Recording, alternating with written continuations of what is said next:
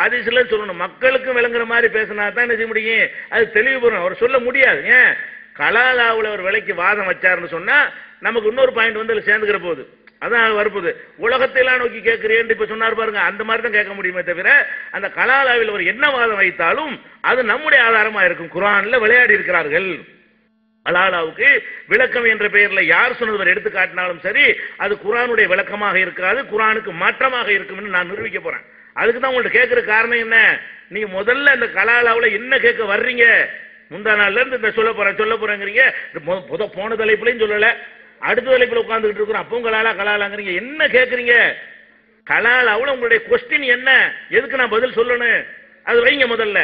அப்ப அது தெளிவாக வைக்காம என்ன பண்றீங்க, இப்படியே சொல்லிட்டு இருக்க கூடாது. ஒரு வாதத்தை வைத்தீர்களே ஆனால் இது வந்து இந்த ஆயத்துங்க விளங்காதுன்னா சொல்றீங்க, இது விளங்கலங்கன்னு முதல்ல சொல்லி பிடிச்சணும். இதை ஒத்துக்கிறேன். நீங்க இந்த வசனம் எங்களுக்கு விளங்கவில்லை, ஆனால் எங்கள் இமாம்கள் இது எப்படி அழகா விளக்கி இருக்கிறார்கள் பார்த்திருக்கிறான்னு சொல்லிவிட்டு இந்த இமாம் விளக்கத்தை நீங்க யூஸ் பண்ணக்கூடாது, நீங்களா சொல்லுங்க பாப்போன்னு கேளுங்க. எங்கள்கிட்ட எப்படி கேட்கணும், முதல்ல ஒரு வசனத்தை வாசி இது விளங்கவில்லைன்னு சொல்லணும் நீங்க.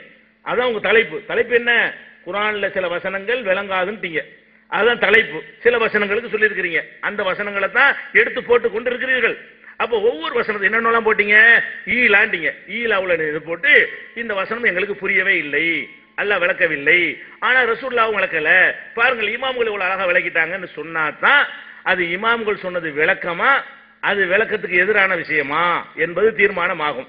அந்த குர்ஆன் தெளிவா இருக்குதா இல்லையா என்பது தீர்மானமாகும். நீங்க கொஸ்டினா கேட்காம மக்களுக்கு புரியுற மாதிரி வாதமா வைங்கன்னு சொல்ற, மறுபடியும் என்ன செய்றீங்க, அதுக்கு என்ன அர்த்தங்கிறீங்க. அதுக்கப்புறம் வந்து லாவு குசிமுக்கு என்ன அர்த்தங்கிறீங்க. அது என்ன வாதம் வைக்கிறீங்க, நீங்க என்ன சொல்லணும், லாவு குசிமுக்கு அர்த்தம் விளங்கவில்லை, இந்த இமாம் தான் அதுக்கு அர்த்தம் சொன்னார்னு எனக்கு சொல்லுங்க. லாவு குசிமுக்கு இந்த அர்த்தம் தப்பா சொல்லிவிட்டான்ல, மாத்தி சொல்லிவிட்டான், இமாம் வந்து இந்த மாதிரி சொன்னார், அப்பதானே இமாம் தேவைப்படும். அல்லவே சரியா சொன்னா இமாம் தேவைப்படாத, அப்படி நீங்க என்ன செய்யணும், அதை விளக்க வேண்டும். வாஹிது அகதுன்னீங்க, அதையும் விளக்குங்க. வாஹிதுனா என்ன அர்த்தம்ங்க, அகதுனா என்ன அர்த்தம்ங்க, ரெண்டு முரணா இருக்குதுங்க, அல்லாஹ் சரியா சொல்லலங்க, பாருங்கள் எங்கள் இமாம் சொன்னதை பாருங்க, அப்பதான் நீங்க நிறுவ முடியுமே தவிர வாஹிதா என்ன அகதுண்டா என்ன இதா கேள்வி என்ன கேட்கறீங்க என்பதை நீங்க தெளிவா சொல்லி உங்க தலைப்பை நிறுவணும். தலைப்பை நீங்க நிறுவி காட்டணும். முடிஞ்சா சார்.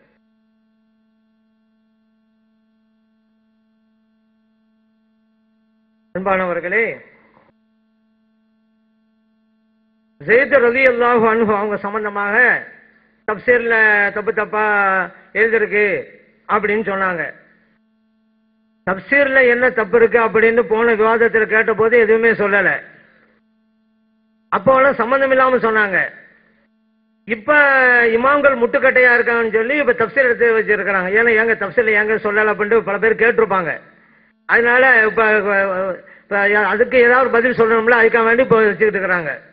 உன்னை நினைவுல வைங்க, எந்த தப்சீரா இருந்தாலும் சரிதான், நபிகள் நாயகம் ஸல்லல்லாஹு அலைஹி வஸல்லம் அவர்களுக்கோ மற்ற நபிமார்களுக்கோ வலிமார்களுக்கோ கண்ணியத்தை சீர்குலைக்கிற கருத்துக்கள் இருந்தால் அந்த கருத்துக்கள் எல்லாம் புறந்தள்ளப்பட வேண்டும், தூக்கி எறியப்பட வேண்டும்ங்கிறத எங்க கொள்கை. அது தப்சீர் இருந்தாலும் சரிதான், எந்த கிதாப் இருந்தாலும் சரிதான். இத யூசுப் அலைஹிஸ்ஸலாம் அவர்கள் விஷயத்திலே சொன்னாங்கல்ல, அப்பவே நம்ம சொன்னோம். ஜலீஹ் அலைஹிஸ்ஸலாம் விஷயம் சொல்லும் பொழுது அதெல்லாம் பதிவுக்காக எழுதப்பட்டது. அது இமாம்கள் ஆதரிக்கல. இமாம்கள் ஆதரிக்கிறாங்கன்னு சொன்னா அந்த வாசகத்தை எடுத்து காட்டுங்க அப்படி நம்ம அப்பவே கேட்டோம், எடுத்து காட்டல. ஏன்னா இமாம்கள் ஆதரிக்கிறாங்கன்னா எந்த தப்சீரும் கிடையாது, பதிவுக்காக.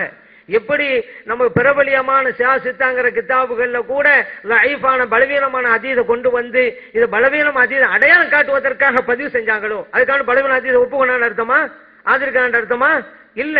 அந்த மாதிரி இந்த வசனம் சம்பந்தமாக எத்தனை கூற்றுக்கள் மக்களுக்கு மத்தியில் பரவலாக்கப்படுது. ஏன்னா இஸ்லாத்துக்கோ மற்றவங்களுக்கோ முரணாக கருத்துக்கள்லாம் சொல்லக்கூடியவங்க ஒவ்வொரு காலமும் இருந்துகிட்டே வந்தாங்க. சஹாபா பெருமக்களை குறை சொல்லுகிற கூட்டம் அந்த காலத்தில் இருந்தது, நபிமார்களுக்கு எதிராக கருத்து சொல்லும் கூட்டம் இருந்தது. அப்ப என்னென்ன கருத்துக்கள் சொல்லப்பட்டது என்பதை பிற்காலத்து வாழ்கிற மக்கள் இப்ப நம்ம எல்லாம் புரியுறோம், இப்படிலாம் மக்கள் சொல்லியிருக்காங்கன்னு சொல்லி எதை வச்சு புரியுறீங்க, அந்த தப்சீர்ல எழுதப்பட போய் தான். அப்ப இப்படி ஒரு கருத்து இருக்குன்னு எழுதப்பட்டதை தவிர அந்த இமாம் கிட்ட கேட்டு இதை ஆதரிக்கிறேன்னு சொன்னாங்க எப்படி ஆதரிப்போம்னு அவங்க கோபம் கொள்வாங்க. ஏன்னா நபிமார்கள் வலிமார்கள் நம்மளை விட உயர்வா மறுத்தவர்கள் அவங்க. அல்லாஹ் கூட குர்ஆன்ல சொல்றாங்க வதக்ஷன்னாஸ் ஸலாஸா, அவங்கள பார்த்து சொன்னானே நீங்க மக்களுக்கு பயப்படுறீங்களா, ஏன் மக்களுக்கு நீங்க பயப்படணும் அப்படின்னு அல்லாஹ் கேட்கிறான். எந்த விஷயத்துல? ஏன்னா மக்கள் என்ன சொல்ல ஆரம்பிச்சாங்க, ஒரு சில பேர் முனாஃபிக்குங்களா இருந்தாங்கல்ல பாத்தீங்களாங்க, வளர்ப்பு மகனுடைய மகளாரை இவர் முடிக்கிறது தாங்க இப்படி எல்லாம் போறாரு அந்த நேரம் கருத்துக்களை பரவிட்டாங்க. அப்ப நம்ம எல்லாம் சில யோசிக்கிறாங்க, இவங்களை திருமணம் செஞ்சா மற்றவங்க என்ன சொல்றாங்க, வளர்ப்பு மகனுடைய மனைவியா இருந்தவங்களை எப்படி திருமணம் செய்து கொள்றாங்க அப்படின்னு மக்கள் பேசுவாங்களே, எப்படி திருமணம் செய்து யோசிக்கிறாங்க.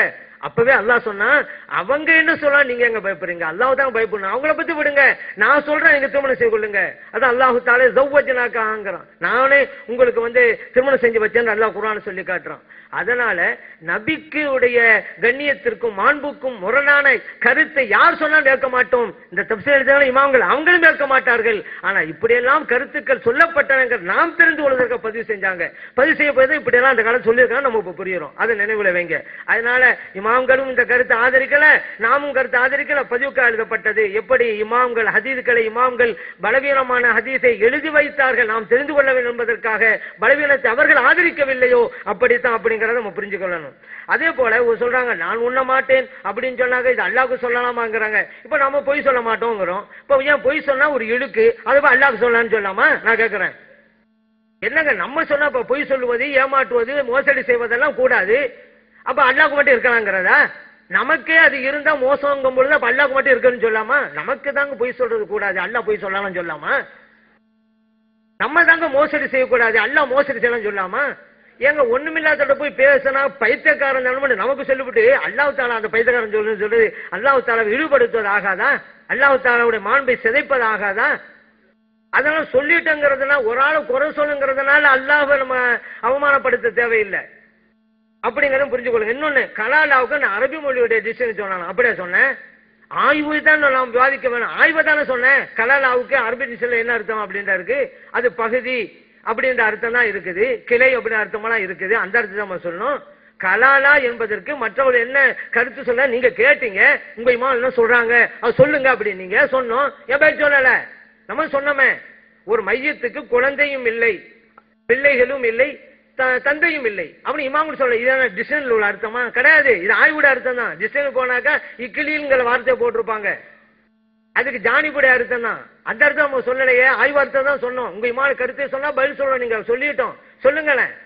அல்ல நீங்க ஏற்கனவே சொன்ன மாதிரி மாற்றப்பட்டு விட்டதுங்கிறா திரும்ப திரும்ப சொல்லுங்க, உலகம் புரியட்டும். 1400 ஆண்டுகளாக ஒரு சட்டம் நடைமுறையில் ஒரு சட்டத்தை மாற்றினீர்கள்ங்கிற அந்த அவப்பேர் உங்களுக்கு வரட்டும். ஏன்னா அல்லாஹ்வுடைய குர்ஆனுடைய சட்டத்தை மாத்தலாமா? அதை யோசிச்சு பாருங்க. ஆனா கலாலாக விளக்கம் சொல்ல பதில் இல்லைங்கிறதா இப்படி சொல்றீங்க. நாங்க தான் இமாம்கள் இந்த விளக்கத்தை சொல்லுகிறார்கள், டைரக்டா சொல்லி இருக்கோம். கலாக்கு அர்த்தம் இன்னும் சொல்லவா இதுக்கு விளக்கமா? உங்களுடைய தப்சீர் என்ன எழுதி இருக்கிறீங்க, குழந்தை இல்லாதவருக்கு நீங்க. அப்பதான் பிடிக்கிறதுக்காக தான் கேட்கிறோம். நீங்க இப்போ ஒரு மையத்துக்கு குழந்தை இல்லை என்றால் கலாலான்னு எழுதி வச்சிருக்கீங்க. அப்ப நீங்க எழுதி உங்களுக்கு தெரியலையா?